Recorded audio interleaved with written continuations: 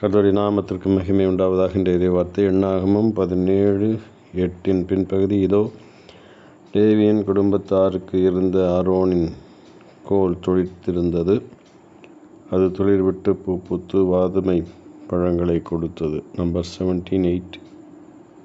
And behold, the rod of Aaron of the house of Levi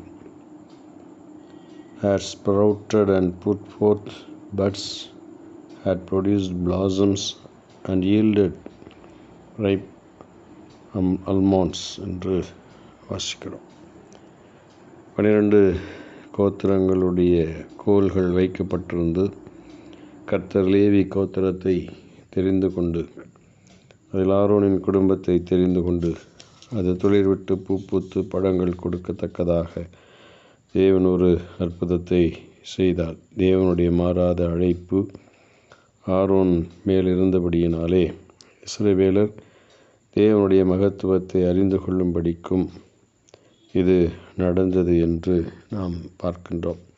கர்த்தர் யாரை தெரிந்து கொண்டு தமது காரியங்களை செய்ய வேண்டும் என்று நினைக்கிறாரோ அதை சரியாக செய்கிறவர் என்பதை இந்த வார்த்தையின் மூலமாக நாம் அறிந்து கொள்கிறோம்.